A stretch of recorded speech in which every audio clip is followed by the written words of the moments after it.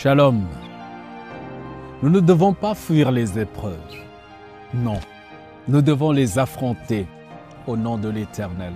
Un homme avait trouvé un cocon de papillon un jour et l'homme s'est assis pour observer comment le papillon devait sortir de ce cocon. Pendant plusieurs heures, le papillon luttait, forçait son corps à sortir du cocon, à traverser ce petit trou. Et il a semblé cesser de progresser. C'est comme si ses luttes étaient devenues vaines. Il fallait l'aider. Puis l'homme a décidé de le faire. Il a donc pris une paire de ciseaux et puis il a coupé le reste du cocon. Alors, le papillon a émergé et sorti de ce cocon plus facilement. Mais il avait un corps enflé de petites ailes ratatinées. Et l'homme a continué à regarder le papillon car il s'attendait à ce qu'à tout moment les ailes puissent s'agrandir et s'étendre et ainsi pouvoir supporter tout le corps qui se contracterait à temps. Mais rien ne s'est passé. En fait, le papillon a passé le reste de sa vie à ramper. Le corps gonflé, les ailes ratatinées. Il n'a jamais été capable de s'envoler. Ce que l'homme, dans sa bonté et dans sa hâte, n'avait pas compris, c'est que le cocon restrictif et la lutte nécessaire pour que le papillon passe au travers de l'ouverture avaient été galvaudés.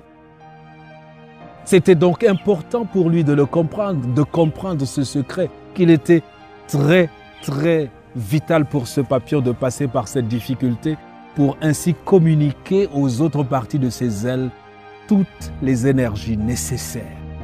Parce que c'est là que les fluides devaient s'écouler dans le corps du papillon, dans ses ailes. Mais il a empêché cette activité de se passer. J'ai eu le plaisir d'observer ce phénomène. Il faut être vraiment patient pour voir le papillon sortir de ce cocon. Malheureusement, cet homme n'a pas été patient. Parfois, les luttes sont exactement ce dont nous avons besoin dans notre vie. Si nous traversions la vie sans aucun obstacle, cela nous paralyserait. Nous ne serions pas aussi forts que ce que nous aurions pu être et nous ne pourrions jamais nous envoler. Il n'y a pas de bonheur possible dans les raccourcis des richesses injustement acquises. Il n'y a pas de bonheur possible dans les raccourcis de la tricherie, les raccourcis au niveau de l'école, les raccourcis de la corruption et que sais-je encore. Nous avons beaucoup de raccourcis que nous avons créés, mais il n'y a pas de bonheur sans travail. Il n'y a pas de bonheur sans persévérance. Les obstacles sont là pour nous épurer, pour nous débarrasser des scories qui mettraient à mal notre destinée. C'est pour cette raison que nous avons cette grâce de la souffrance que Dieu nous donne. Il n'y a pas de couronne de gloire sans couronne d'épines. Il n'y a pas de terre promise sans traversée du désert. Ça, il faut le savoir.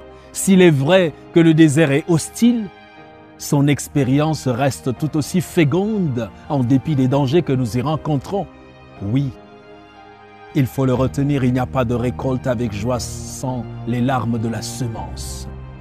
Il n'y a pas de croissance des plantes sans la nuit noire. Il y aura des temps difficiles, mais nous en sortirons vainqueurs. Peut-être même que vous êtes en train de traverser ce moment difficile. Il faudrait que ces paroles de Dieu nous accompagnent dans l'épreuve de la vie. Nous ne devons pas nous décourager. Jésus nous a prévenus dans Jean 16, verset 33. Il dit, « Vous aurez des tribulations dans le monde, mais prenez courage, j'ai vaincu le monde. » Et l'apôtre Pierre, dans 1 Pierre au chapitre 4, les versets 12 et 13, dit, « Bien-aimés, ne soyez pas surpris comme d'une chose étrange qui vous arrive, de la fournaise qui est au milieu de vous pour vous éprouver, pour vous épurer.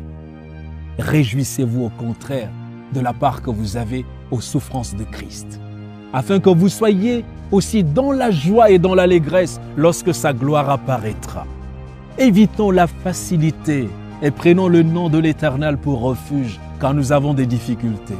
Le cocon du papillon, par exemple, n'est pas une malédiction, c'est une bénédiction. Nous devons savoir compter sur la grâce de Dieu quand nous traversons les difficultés. Car exactement, Dieu sait là où il veut nous conduire. Ne méprise donc pas les difficultés que tu traverses. Si tu as très mal, le Seigneur est en train de préparer une solution pour toi. Très bientôt, vous aurez la victoire. Très bientôt, vous aurez le succès et vos efforts seront couronnés par la gloire de Dieu. Que Dieu te bénisse.